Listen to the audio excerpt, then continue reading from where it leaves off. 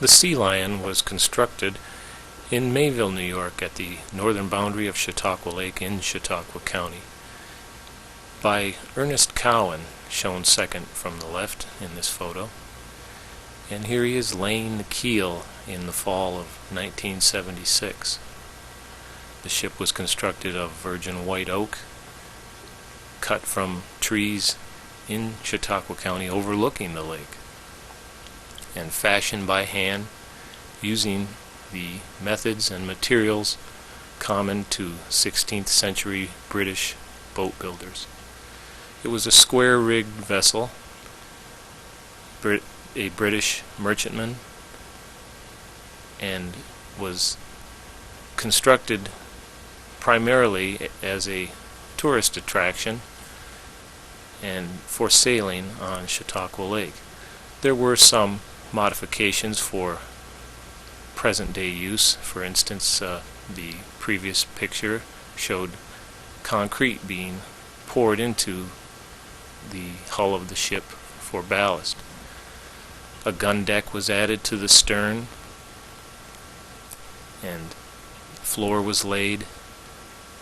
The ship constructed primarily of virgin white oak and pine, white pine, inside a building that eventually became too small to hold the ship itself. It was moved outdoors, and a channel was dug, and eventually it was put into a slip, dry dock, and completed in about 1985. It was rigged, sails put on, and commissioned on August 18th, 1985. The ship had a brief life on Chautauqua Lake due to financial and other problems, but was quite a sight when under sail.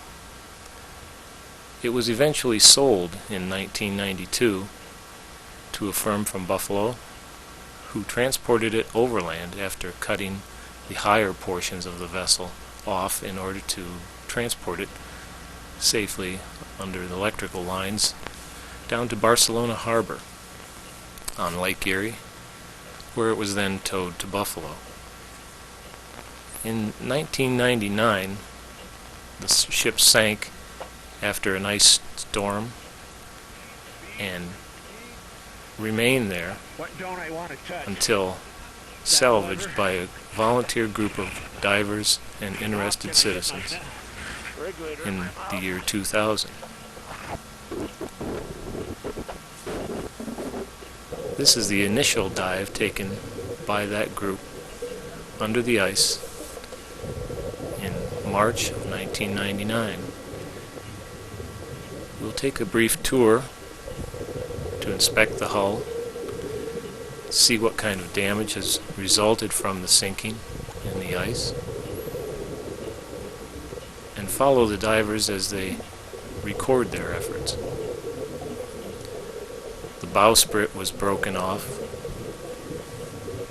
and moderate damage was sustained to the foremast, the rub rail on the starboard side, and some of the rigging. But the hull itself appeared to be in very good condition. Visibility was poor, and there were many lines that needed to be carefully watched so as not to entangle the divers. Here we're working our way along the starboard side. An open cannon port awaits a cannon. Already considerable silt and dirt and leaves and debris have littered the deck and the interior of the ship. The ship's stern castle, which had been cut off in its overland transport in 1992, became separated when the ship sank in 1999, held only in place by the rigging, suspended about 8 feet above the main hull. On the main deck, a cannon has tumbled loose and sits on the deck in an awkward angle. The ship was in about 30 feet of water at the bow and 20 feet at the stern,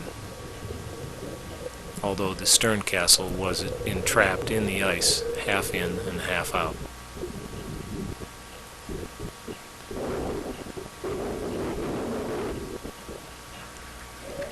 After the initial survey, divers returned in the fall of 1999 after being given permission to salvage the ship.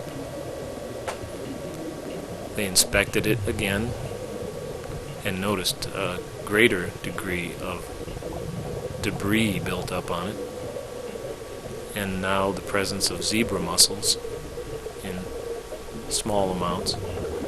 The stern castle still sat suspended above the ship, and the divers went to work removing the rigging and the stern castle in order to clear the dangers from the drifting, floating lines, so the divers could access the interior of the ship more easily. The ship was at an angle in the silt, but resting on assorted debris underneath the mud that prevented cables from being passed underneath it. In order to lift the ship, it was determined that it would have to be lightened and then raised with lift bags and other equipment, not simply slung with a crane.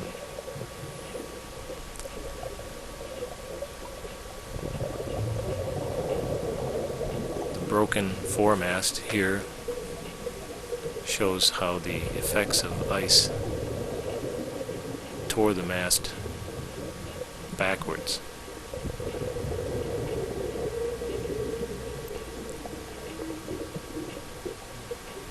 As you can see, there was quite a mess to deal with.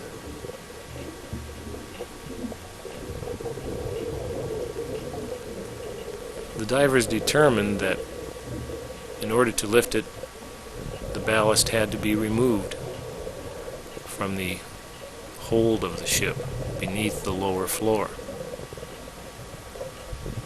To do this, they had to go into the interior and physically remove it by hand. Initially, it was thought that there were only a few tons of ballast on board. But when the divers attempted to raise the ship, it simply would not budge. And then they were finally given information that told them that there were 23 tons of ballast on board. So then they knew that they had a lot more work to do. The ballast consisted of mostly 5-foot long pieces of 5/8 inch rod that had become congealed together in a solid mass. On top of those rods were pieces of railroad tracks of various shapes and sizes, and then on top of that, various sized rocks. The rocks were removed, the railroad tracks were removed, and then began the long, arduous task of breaking up the remaining rods.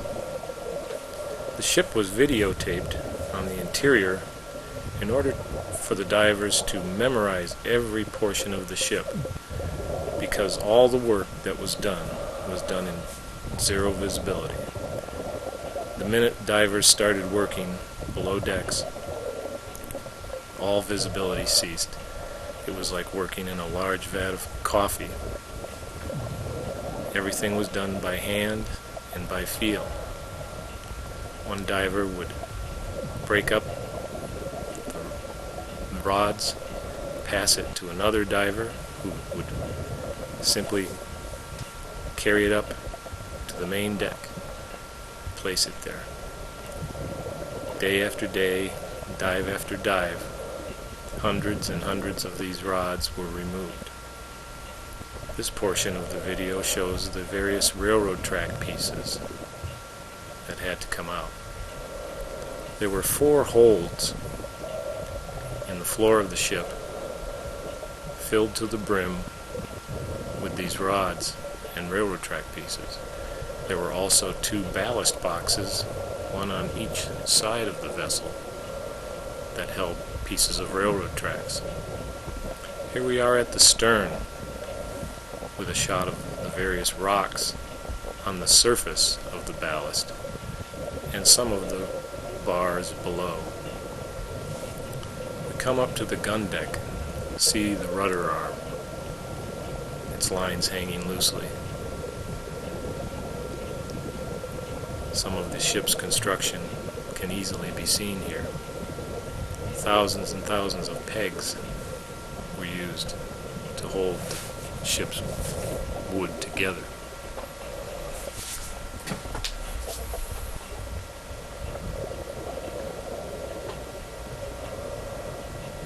All movements had to be done very carefully if one expected to keep any amount of visibility in the interior of the ship. Items that were at risk of being stolen or otherwise taken or lost were removed first. The cannon was the first item to go.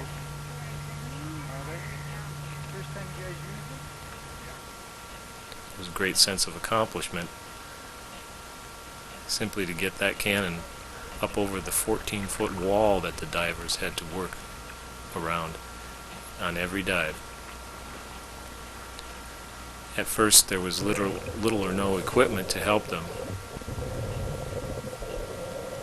other than their own scuba gear and some ladders. Eventually the services of a small crane was secured for lifting small amounts of ballast. In this shot, the masts and rigging have all been removed, and we proceed down inside the main hatch to the main mast hole.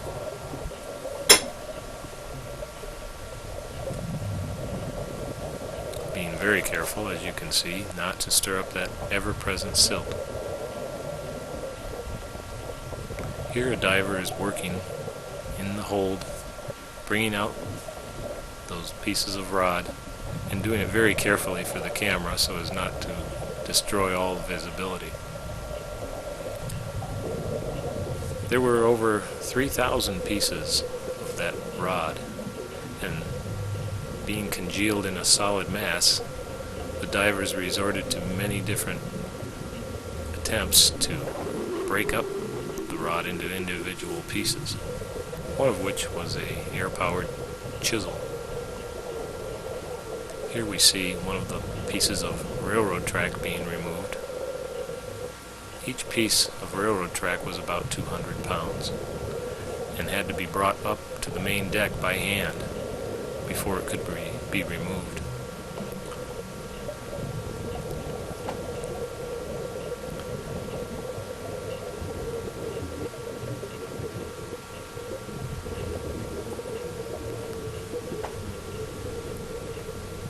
In the fall of 1999, the divers ceased operations about the 1st of December and then returned in April of the year 2000.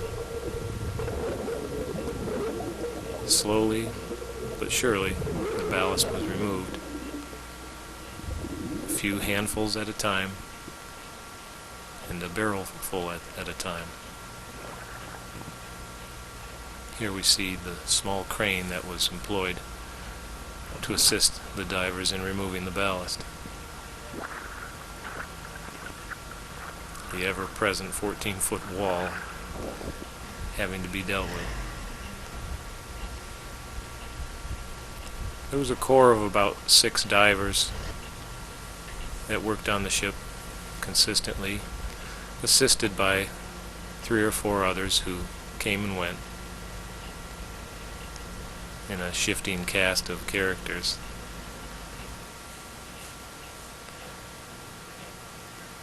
There were many long days spent in the water and on the surface by the tenders as the summer stretched along.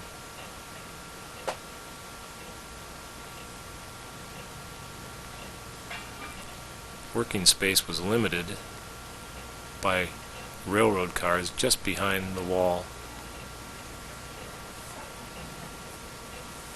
There was a lot of difficulty moving equipment in and out of that area. And as the summer stretched along,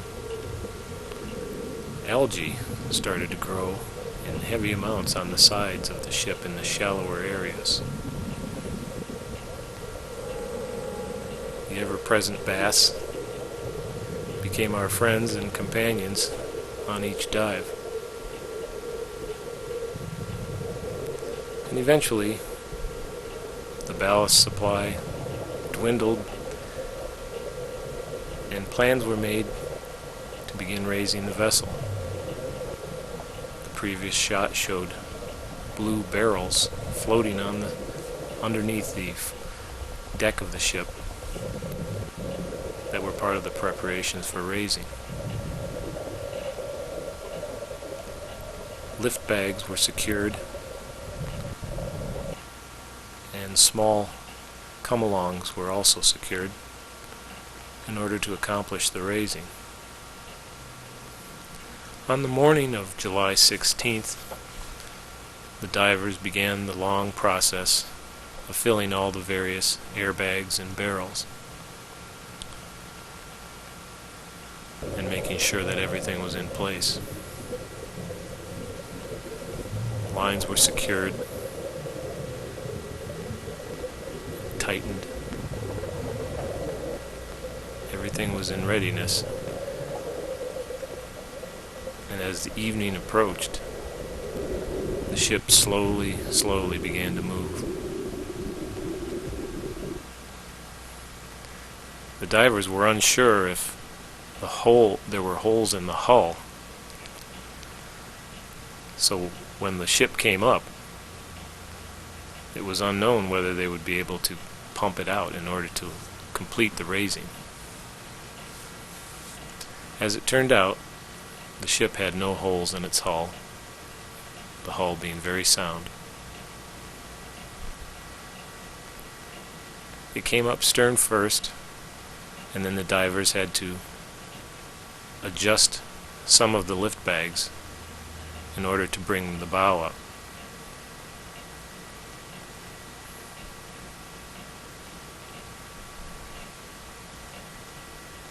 Using every piece of equipment available, the main deck finally came to light and was brought above the surface of the water so that the ship could be pumped out.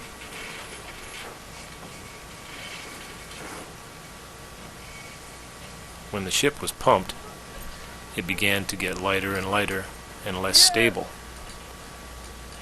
and eventually had to be tied securely to the pier in order to prevent it from rolling. With all the ballast removed, the ship was very unstable. The divers were obviously euphoric as the ship came up higher and higher.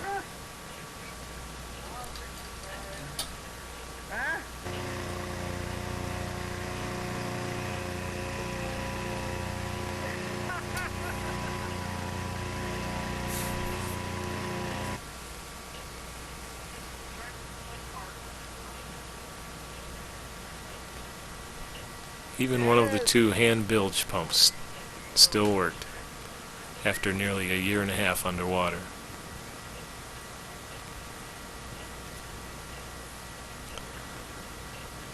A day later, the divers returned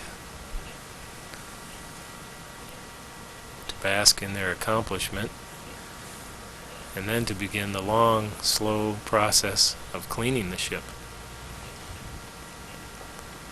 It was not readily apparent just how big a cleaning job was needed until the ship was above water. Thousands of zebra mussels remained attached to the hull. Mud was hiding in every corner, lines still to be removed. The stern castle, which had been removed early on in the effort, was brought back to Buffalo and put back on the ship for aesthetic reasons. The rudder was reattached to the whipstaff that controlled it, so that the ship could be steered on its voyage home. The plans were to tow the ship back to Barcelona harbor at the earliest possible moment.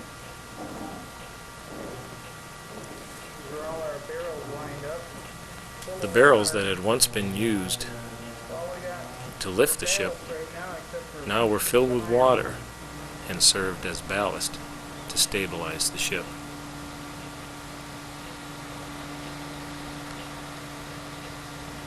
As fall approached, the ship was taken out from Buffalo Harbor back out on Lake Erie, a cannon blast signaling its exit from Buffalo Harbor, the same cannon that had been removed early on in the salvage effort.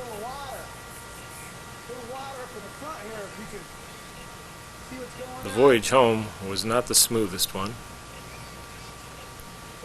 There were leaks between the seams of the oak, the planking having dried out after the ship was raised. Pumps were employed, both hand and gasoline powered, in order to empty the ship of water.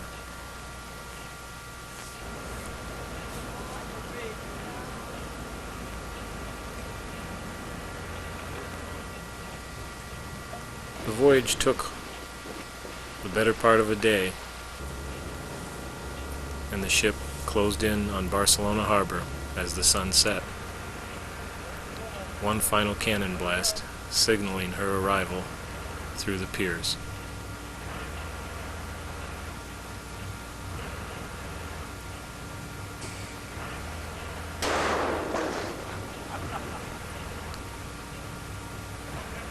Very slowly, very carefully, the ship was brought to the head of the pier. Lines were passed, and the ship was home, back in Chautauqua County.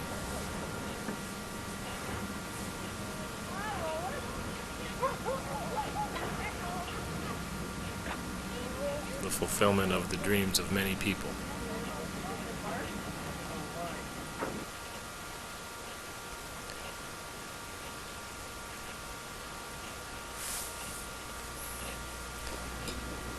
As winter approached, plans were made to lift the ship and put it on a permanent cradle to protect it from the winter weather. The water ballast was removed. All remaining weight was removed from the ship, and the ship was hoisted up and put on a flatbed trailer for its short journey to its permanent spot on the east side of the Barcelona Harbor Pier.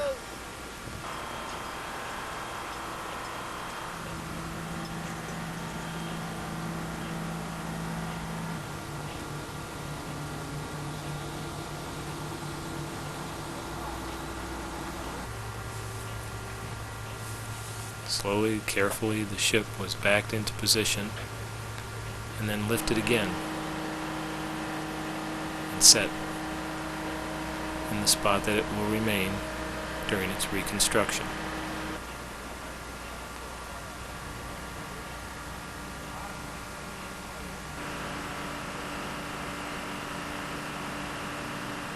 A short pier and deck with handicap accessibility will be built level with the main deck of the ship for all to view and enjoy.